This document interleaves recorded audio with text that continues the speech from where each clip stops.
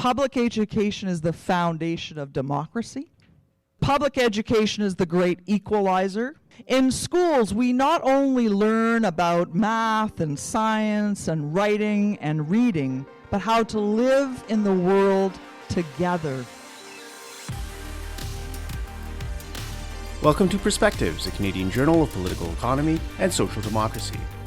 I'm Clement Nokos, editor of Perspectives Journal and director of policy at the Broadbent Institute. Public education systems across Canada are in crisis. Chronic underfunding, privatization, attacks on teachers, and burnout among them have become commonplace. But it's not just a problem across Canada. It's a problem around the world. Right-wing movements are attacking public education, banning books, rewriting history, and creating conflict between parents, teachers, and students. That rhetoric is only now showing up in Canada, as we saw in the 2025 federal election. At the Broadbent Institute's 2025 Progress Summit, public educators came together and dared to take on today's crises. Today, we're sharing a panel that explains what's happening to public education, what's at stake, and how we can collectively push back. Moderated by Heidi Yetman, president of the Canadian Teachers Federation, this conversation shows how the decline of public education weakens democracy and what we can do to defend it.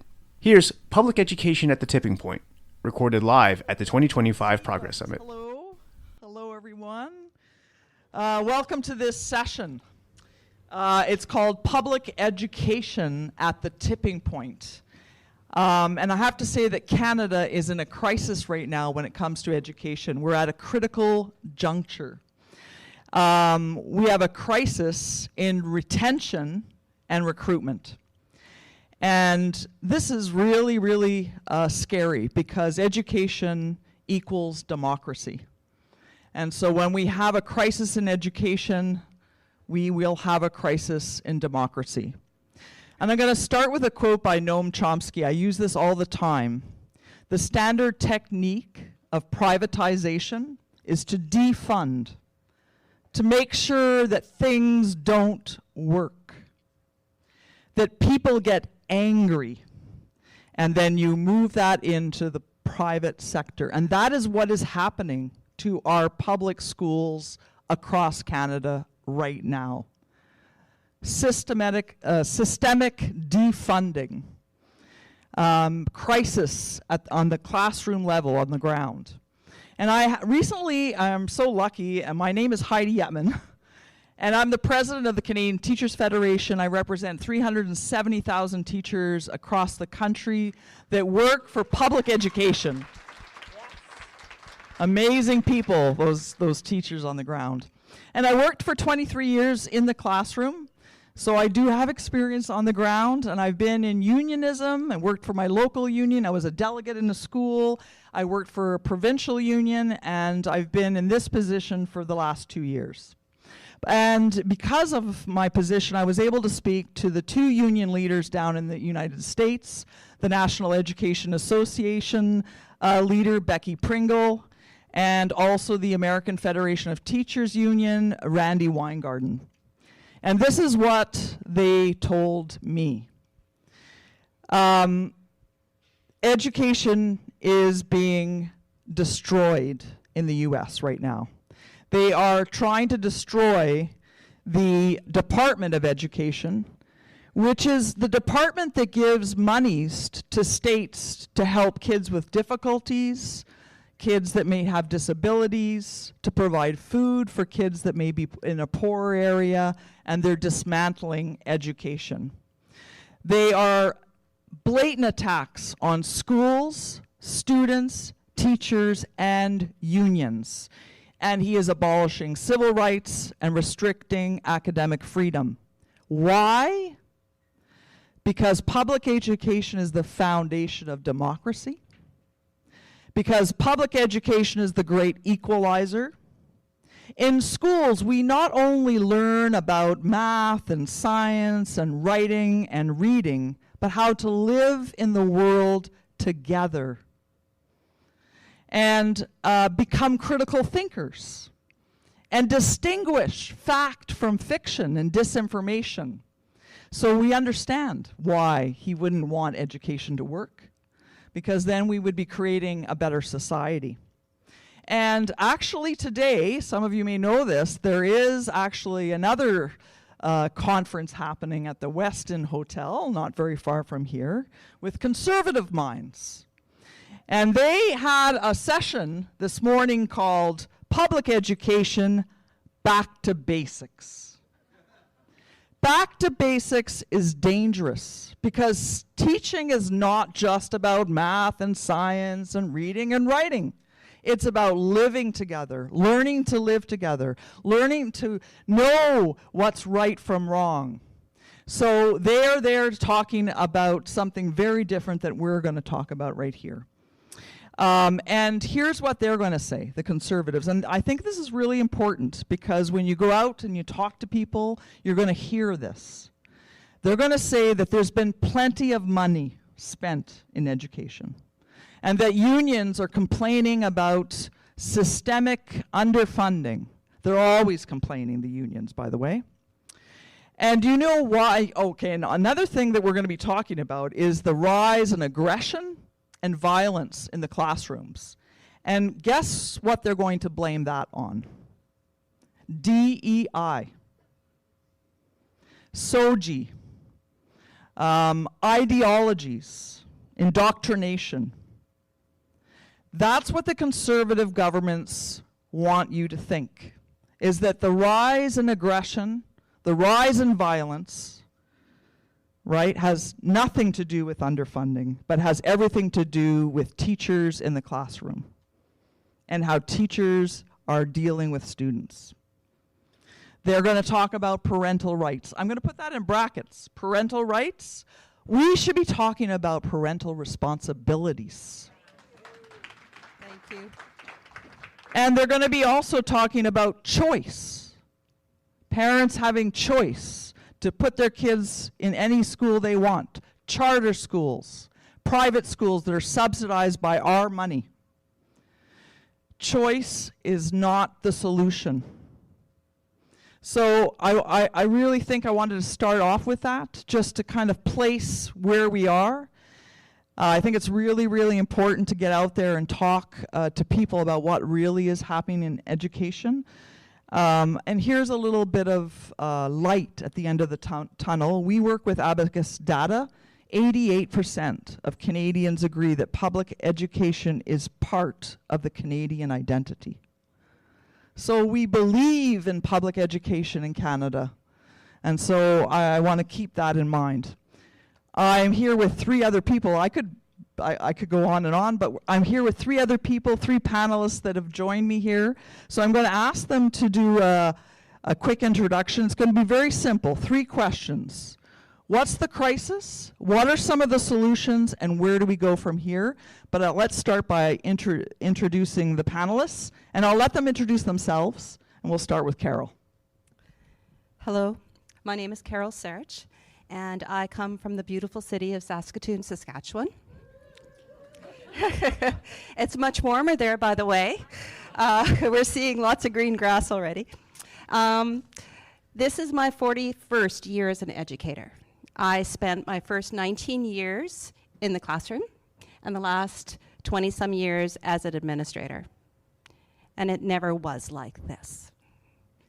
The last 5 years have been really difficult, and with declining of funding for the last over 10 years, it's just been a complete spiral in that direction. So when I think about what's happening in education, and I can go on and as well, I think of the experiences that I've had in the classroom, and I think of what's happening when I talk to my colleagues, as I am the president of the Canadian Association of Principals. So I meet with principals across Canada, and we talk about the fact that we're all dealing with the same issues, but there's no unified action. There's no one stepping up from our ministries to deal with the issues in the classroom. So let's talk about what those issues look like. And I see these every day. I was missing for one day. I had 50 texts on my emails telling me about different things that were happening in my school in one day. So we have gotten to a point, in my opinion, of intentional chaos. So this intentional chaos is being navigated by people who are so passionate about education that they are not going to give up. These teachers, the educational assistants that are working in the schools, our caretakers, they're all working really, really hard so that our children can be what they need to be. But it's really hard to do it when they do not feel valued, when they are constantly at the end of sometimes very abusive situations, whether that's the violence in the classroom or how they're being treated by the community as far as parents and so forth. We have less funding, as I've already mentioned. And we have a model that is a focus to help all children to be successful, but the model doesn't quite work. So we really need to look at what inclusion really means for all children to be successful, not just a few. And we need to look at our teachers and how we're helping them to do the job that they do. What we're expecting as far as our teachers go, the training that they have, and the training of our educational assistants, who are also very much an important part of our school systems, how are they being trained to be able to do this very, very difficult job? So when I look at what makes this crisis, I look at the intentional underfunding. I look at how our model of education is really supporting our children. I look at the staff that is working so hard but feel defeated because at the end of the day, they're not able to get to every child, even though they want to. So there's a lot of things, but there's a lot of opportunity. And there's a lot of hope because they're not going to give up. They love your children, and the children are worth it. They definitely are. So underfunding, violence and aggression in the schools, retention and recruitment, those are some of the things that we're looking at. And teachers are exhausted. But Haldis, I'm going to get her to introduce herself. She's from Education International, and she might be able to give us a little bit of a view globally what's going on in education. So Haldis? Thank you, Heidi. And is it on? Yeah. Hello to everyone. So I'm Haldis. I am originally from Norway. I am a teacher of training. And I'm looking at Carol because I think we started more or less at the same time. I would have been in my 42nd year. So that means that we're the same sort of time frame that we were trained in and started teaching in. I want to say that before I go on to sort of who I am, because we can describe the crisis, and I'm sure just about every country in the world, and I can come back to that, will describe a crisis. But I would also like to say here, and I'll come back to that, they started using the word crisis before a certain person was elected president south of the border. So there are several elements here that are driving the challenges that we're in. But we also have the privilege that I can chat with Carol, and we see each other, and we can talk professionally, and we have something in common. That gives energy. I can meet with who I consider a close friend and I've worked with, Gifty from Ghana. She's exactly the same age again. And we can talk about being a teacher and we see each other. That is something special. Having a profession that is global. I can walk into a classroom just about in any country of the world and I can feel at home, even if we don't have a common language. Because there's something about the purpose of what we do that connects us. I say if I kneel down, get an eye level with the students or with the kids, I'm there and I have a contact. That's precious. And that's why we're in the profession. I'm still proud of being a teacher. I know many people who are still proud of being teachers, even though they struggle, they're still there. Not everyone has left. And we must keep that in mind, too, when we go forward. So, I'm a teacher of training. Started in 1983 in the north of Norway in the small fishing community. Then went on in the suburb of Oslo. But all the same time, I was a unionist. union rep at school level, union rep in local, union rep in regional, then national, then international, representing Norway in the European level, then the global through Education International. Through our member organizations, among other, the Canadian Teachers Federation, we represent 32 million educators around the world, teachers and education support personnel. So we have a reasonably good structure to sort of feel the pulse of what's going on out there. There are differences, but there are also similarities. And those are some of the things that we're going to talk about more here and that I hope I can contribute to. I cannot tell you what to do in Canada, because you have to find those solutions yourself. But I can say a bit about how we try to support in giving you a menu or a checklist that perhaps can create ideas on how to move forward. Thank you. And our last panelist over here from the university perspective. So I will introduce you to Dr. Ken Montgomery. Thanks, Heidi. So let's see, I started out teaching in the 80s as a high school phys ed teacher in Alberta. I've taught subsequently in Saskatchewan, in Japan, in Ontario. These days, my paid job is as Dean of Education at the University of Windsor.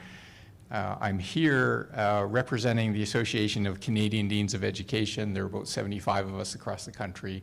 And another service hat that I wear is as chair of the Ontario Association of Deans of Education. There's 14 of us here in the province. I assume we're kind of responding to the first question now. Yeah, all right. Maybe I'll start with this point, and that is we're very fortunate. Public education is good in this country, relatively speaking. And in addition to the quote that Heidi shared about the percentage of folks who would support public education, I think it's also a good place to start by saying most of us go through the public education for the vast majority of our education in this country, and we shouldn't take that for granted. So this is something to be proud of and grateful for. I'll start there because I wouldn't want any of my comments to be misinterpreted. There are fabulous people working in this system, many of whom are in this room and on the stage, and who are committed in the kind of ways that I'm going to speak to momentarily.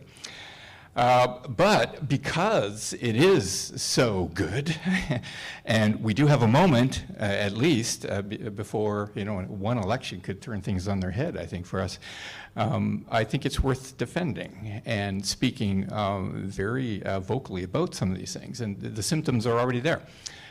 Chronic underfunding is so normalized across all education sectors, we kind of take that for granted, and those fabulous educators in the system do their best nonetheless to work within those constraints. Privatization is accelerating. It's not quite like it is in the States, of course, but there are samples of that. It's also a bit more insidious, at least with my university hat on. And so, for example, these things called public universities, funding has decreased. It's a straight line down since the 1970s to the point that the best that we can say about universities is that they're publicly assisted now. But what is more, we're looking at tremendous cuts, budget cuts, realignments, programs, cuts, hiring freezes, layoffs. It's really quite something. And anybody who's left is asked to do more with less, right? That awful expression. But not only to do more with less, to do it with an entrepreneurial mindset. Act like we're a business, right? Doesn't that sound like privatization to you? It sure does to me. And we're doing this with some of the same experiences that I know you're facing on the front lines with students. Students are much more complex now than ever before. But that's not really their fault. Right? That's a consequences of inequalities in the system. And part of those are the withdrawal of supports to help those students. So we're doing more with less, and things are way more complex to do in the first place. I want to add something else in here, and that's the intensification of audit culture. all right? I've just about had it, to be honest. Standardization this dashboard for that, another metric, another framework, so much time spent on this. It threatens to hollow out the intellectual and relational heart of teaching. And what's that going to reduce us to? That's going to reduce us to simple subject matter delivery, back to basics, right? Right? Or simply preparing technicians for a ready workforce. Now, this is not to say that there aren't really important vocational and credentialing purposes to education. There certainly are, but there are also socializing purposes and self-actualization purposes. And it seems to me that this panel is all about that relationship between education and democracy, right? Education fundamentally seems to me to be about shaping the ethical contours of a civic society. And that's at threat. I think that's what's really at risk. And this is not unintentional. This is not some accidental backlash from budget crisis. These are philosophical and political choices that demand philosophical and political action in response. So well said. Thank you. Right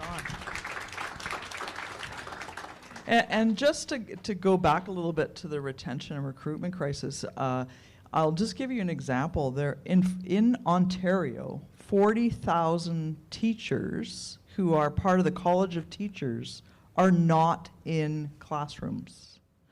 Where are those teachers? So I've been saying this a lot. I get a chance to go across the country and meet with teachers from across the country, and I've been saying that it really isn't a shortage of teachers, it's a shortage of respect, a shortage of good working conditions, a shortage of resources for students. Those are the shortages that we should be talking about. It isn't a shortage of teachers. And maybe I can come back to you. I know that there seems to be less students also like enrolling in university programs in education. Is that correct, or am I wrong with that? I'm going to speak to that in response to number 2, but I'll give you the trailer for it now. Applications for teacher education programs are through the roof. Oh, good. But funding for teacher education spots are about as low as they've ever been. Okay, well, very interesting. Yeah. So here we are. And I'm really glad that Haldis, you talked about the beauty of teaching, because it is an amazing profession, and we're in this really strange world where we're kind of saying, oh, things are going really bad, but it is an amazing profession. So it's this balancing act between trying to attract people into this amazing profession, and yet at the same time calling out governments for underfunding. So it's a very strange place to be in. But at the Canadian Teachers Federation, we've done quite a bit of surveys, and the surveys basically say that what teachers need, and this is kind of going into the solutions, one of the biggest things they need is they need time. They don't have enough time. So they need time for prep. They need more services for their students. So can you imagine you're building a house and you just can't get it finished ever, and you just keep building and building and building? You feel like a failure. You can't get the house done. And that's how teachers are feeling. They feel like failures because they have students that are falling through the cracks, and they can't sit down with each and every one of them. And I remember visiting a school once and having a teacher just fall apart in front of me because she said, I look out at my students and all I want to do is make sure that they're successful, and I can't do it.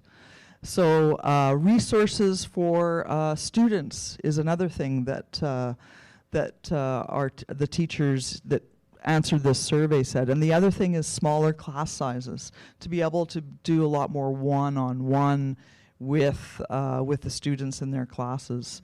So Carol, do you have any suggestions? What can we do to get this, make this better? Well, it was interesting. I was listening to the panel before this one about an hour ago, and they talked about public service and the industrial service.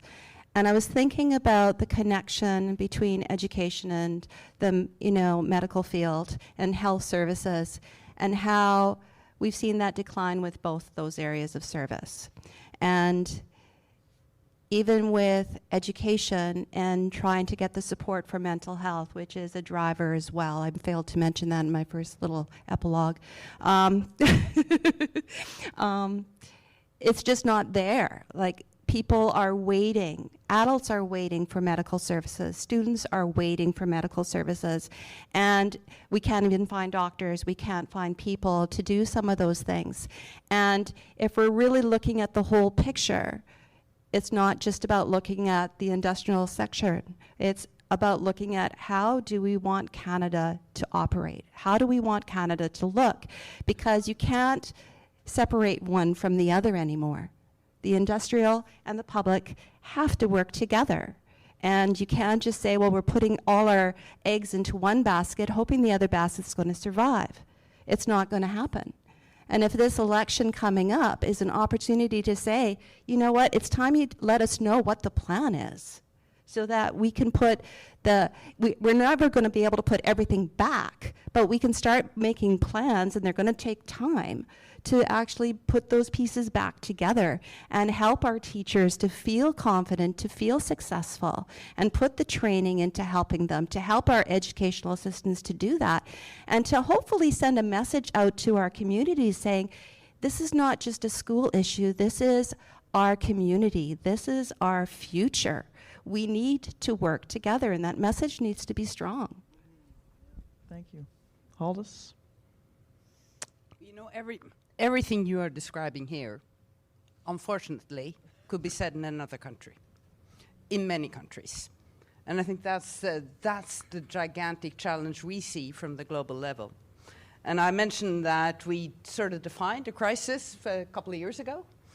There was a conference, or the Transforming Education Summit, that the United Nations held in 2022.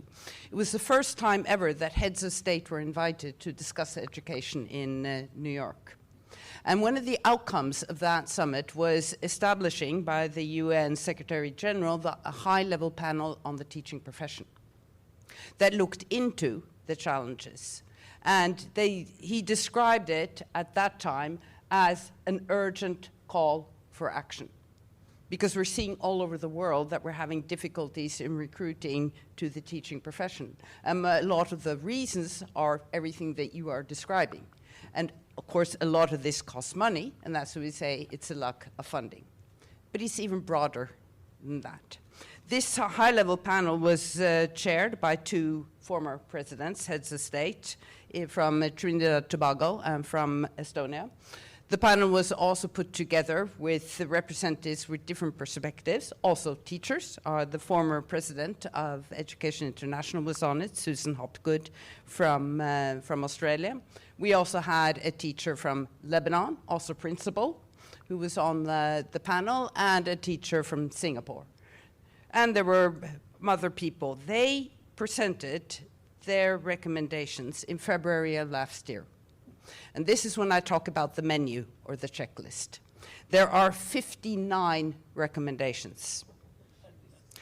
I said I started teaching in 1983.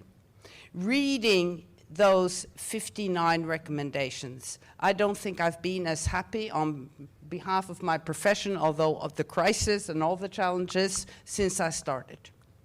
Because it spoke to my heart. It spoke to my professional heart, that you had a global panel that understood what it was about. They understood what teaching is about. They understood what education is about. And I have one quote here, when they presented the 59 recommendations. The high-level panel's wide-ranging recommendations are premised on the need to value and respect the teaching profession. This requires decent working conditions, competitive wages, space for teacher voice in decision-making, and opportunities for development and innovation. That was one of the co-chairs that summarized the 59 recommendations. So, you know, if you haven't done it, I almost recommend, and I'm sure that I know that CTF has done this, read those 59 recommendations, and then you can tick off which ones are okay in Canada. And which of the 59 have we not reached? One of the key recommendations is that you should establish, and probably in Canada, I may be wrong, you should do it at provincial level, perhaps also at federal level, a commission that looks into, okay, we have a shortage. What is the shortage? Is it a general shortage? Is it on specific subjects? Is it geographical? Is it age level? Because the shortage isn't the same in every country. Some places sectoral. We were talking about Finland before we went up on the panel here, a country where being a teacher is one of the most sought after professions for young people. They don't have a shortage in general, but they do have a shortage in early childhood education. So it's about identifying. The country I come from, Norway, it's now becoming general. When I started teaching, the shortage was in the rural areas, in the remote areas. So they had to target what you did. But I would like to stop at one of the recommendations that isn't about money, that actually is possible to implement without money. And that's voice. That's the part of listening to the people concerned. I'm sure there are quite a few teachers in the room here, but there are even more teachers that are not here. And why aren't they here? Because they're at work. You know, they're in the classroom. And it's too often that we talk about teachers instead of talking to them, instead of listening to them. That's the voice. You know what this high-level panel calls that? They call it dignity. They call it dignity. And that is something that gives you motivation. If you, on the job, someone asks you for your opinion, what works for you? What do you need? What is your opinion on what we should do? That gives you self-esteem. That gives you energy. Of course, you also need a decent wage, and you need proper working conditions and all that kind of stuff. But you also need to be respected. You also need dignity. And if that disappears, you can have all the money in the world, but you're not going to have an attractive profession. So you need to make a whole package. That's amazing. I love that. The voice equals dignity. I think that's really, really important. And I think that that's also something that as a teacher, sometimes you don't feel that you have a voice. You know, you're given a curriculum, here's what you have to do. You've got to be here for this meeting at this time. You've got to do this, you've got to do that. When you pack, if you start packing curriculum so tight that teachers don't have any opportunity to be creative and to maybe veer off in a direction because the students are really interested in something, I think that's a shame, because to become a teacher, it's, and there's somebody over there that can answer this question, it's 4 or 5 years of university. You know, depending on which province you're in, if you've got a, you know, if you're doing your degree in education, or if you're doing a degree followed by a 2-year master's, it's 5 years of, you know, 4 or 5 years of it. 6, there you go. 6 years of education. I mean, I have a son who just graduated a couple years ago in engineering with a whole bunch of friends in engineering, and they're making 80 to 100, 105,000 a year, and they're 22 years old. Anyway, just throw that out. But Ken. All right. Well, I think it's clear that the current context is untenable. And I also think I'll put a bold typeface on this comment that it is a political, philosophical, and deliberate choice not to fund the education sector properly. That is the first and foremost problem. I think that Heidi has framed this panel really nicely. One of our obligations is to reclaim and re-emphasize education as democratic work. It is about making a more just and more livable society. If I were to have said that comment over at the Westin Hotel with their back to basics thing, I would be pathologized as suffering from a condition called wokeism. But man, oh man, it pays to be awake, I think. And I think that we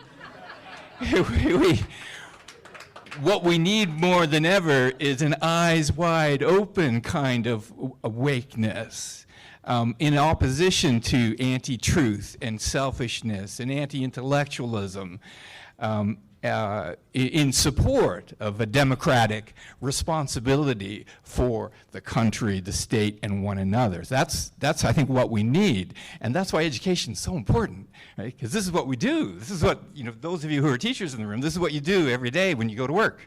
And all those who are not here today who are working, that's what they're doing. In the schools, whatever level we're talking about, we can undo practices of domination. And we can teach and have folks learn how to practice freedom. And wow, great points, Hollis, about dignity. We need to restore dignity and respect and professional autonomy. But this isn't just about teacher retention. It's not about keeping them in the profession. This is about having them thrive in the system, right? And it's about having them thrive in creating democratic conditions and having their students do the same. That's what that's about, I think. And the other thing that my little scribble notes I've made on the train on the way up here is, gosh, we need to be really vocal about the fact that public education does not belong to the markets. Public education belongs to the people. And not just a few of us, but all of us, right? We're not consumers. We're co-creators of a future. If we do some of that, then I think that we're going to find, democracy's even more contagious than the measles.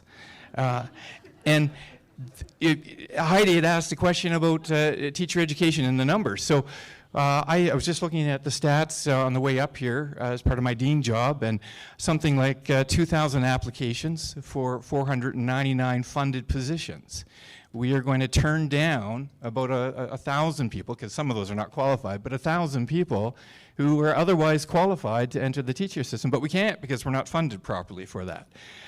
So there, again, I'm going full circle back to the money bit, but again, that's a political and deliberate choice. Oh, that's crazy. Because it's funny because, I've always thought, so previous to the Canadian Teachers Federation, I was in Quebec.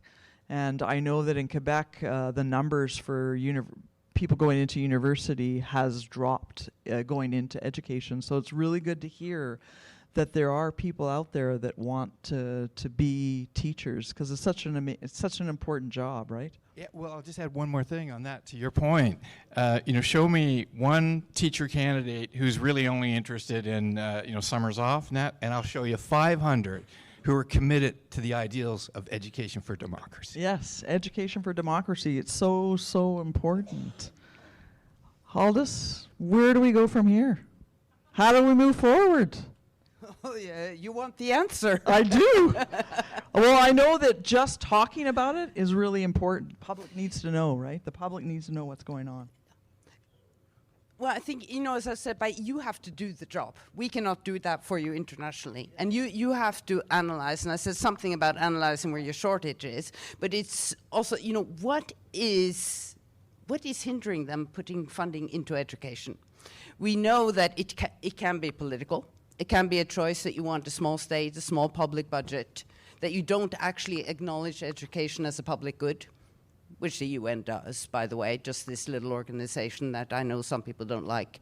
But internationally, it is quite acknowledged as a public good, as an equalizer, as you said, as something that society should do for our children. They are the ones that we are providing the service for. So it can be political. It can also be that you don't have the revenue because it's our taxpayer monies. That can also be political, that you're not collecting enough taxes. But in the other parts of the world, it can also be other things. And you can also support the rest of the world, because sometimes they may be collecting taxes, but what are all this public money going to? Paying off foreign debt. So that even if they wanted to, they don't have the revenue to invest in education. So it can be political, it can be ideology, it can be that you just don't have the money. But I want to, if I may, have a couple of comments on this. What should education be? Yes. When you say that, referencing this DEI that's become the new villain of everything that some of us want. I got this image in my mind. I'm a reader. I love books. And I often quote them. And I try to be accurate, but I'm not always completely accurate. But you think about, if DEI is the villain, what do you want to solution? Do you want to start segregating people so that you're never exposed to anything that is different from yourself? Yeah. So that you can live in your comfortable little place? In my mind, then you are moving all conflicts out of school and into society, because then you're not being trained in how to be with people that are different from yourself. You have an author, journalist, Ryszard Kapuscinski. He's no longer among us, Polish journalist who also wrote books. The last book he published was a collection of essays on the topic the other. And in one of those essays, he says that mankind has always used 3 tools to try to solve conflicts and differences. You go to war, you build walls, or you create dialogue. For me, public education is the dialogue solution. And he says that the only one that has ever worked is dialogue. Building walls, for me, is segregation policy. Trying to create little hubs where you are just with people that are not different. And the second image that came into my mind was my first professional training as a teacher. Was a Finnish woman who came, I remember her name, Toivosta Gutnav-Kangas, and it was about mother tongue education. Because we had a lot of new immigrants from Finland who spoke Finnish, which is very different from Norwegian. And there was this grumbling, oh, it's too expensive. It's too expensive to provide mother tongue education. And she looked us in the eye and she said, who are you that take away a child's right to speak to their grandparents?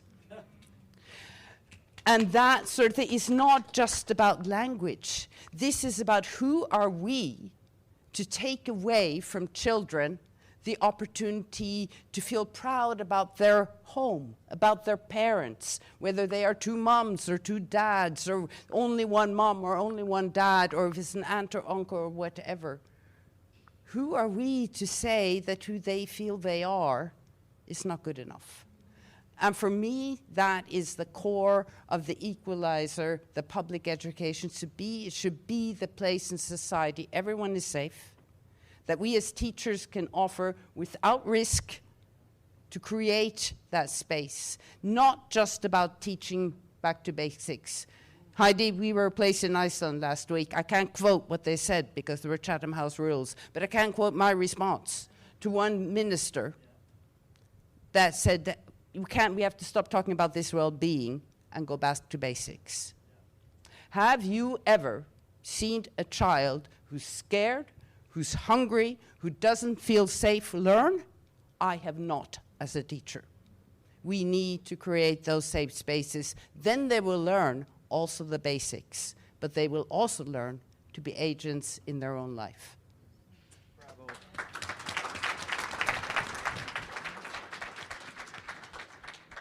Carol and I are lucky we get to see each other on occasion because we're part of the National Advisory Committee on Education, something that the CTF created, where we are talking principals and teachers and administrators talking together about how we can advocate for education, public education.